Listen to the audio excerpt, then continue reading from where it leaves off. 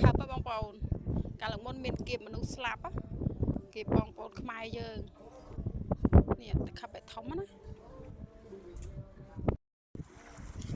ទិដ្ឋភាពពេលរសៀលបងប្អូនមើលក្រៅស្អាតសាហាវណាស់ហើយខ្ញុំមកឡើងលើកប៉ាល់នេះដេកបាន2យប់ហើយប៉ុន្តែអត់ទាន់បានធ្វើការងារអីហើយនេះខ្ញុំដើរមកមើលផ្នែកខាងតខិបដោយសារតែឃើញ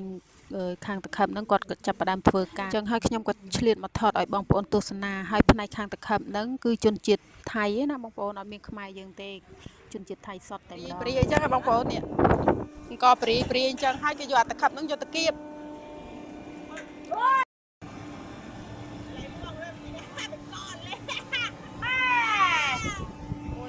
ហើយគេហៅតខិបហើយខ្សែយោងតខិបហ្នឹងគេយកតែខ្សែកាបដាក់យោងទេណាអត់មានយកខ្សែពួរយកអីទៅយោងកើទេពួកអីតខិបមួយមិនដឹងថាប្រមាណតោនទេបងប្អូនអើយវាធំណាស់ហើយដៃហ្នឹងវាធ្ងន់សាហាវតខិបហ្នឹងយោងចូលក្នុង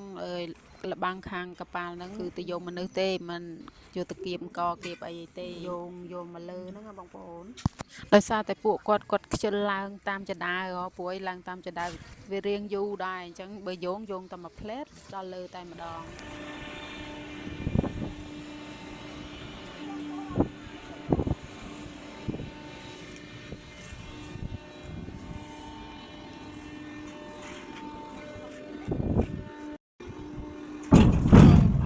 គ្រាន់តែដាក់ចុះវិញលើទឹកក្តាំងវាធ្ងន់ខ្លាំងហ៎ហើយនេះខ្ញុំថតខ្សែកាបឲ្យមើលបងប្អូនខ្សែកាបឡើងតូចឡើងឆ្មាល់ហើយវិញនឹងគេហៅវិញកតុកតាហើយខ្ញុំថតទៅអ្នកកន្លែងបើកតខិបនៅក្នុង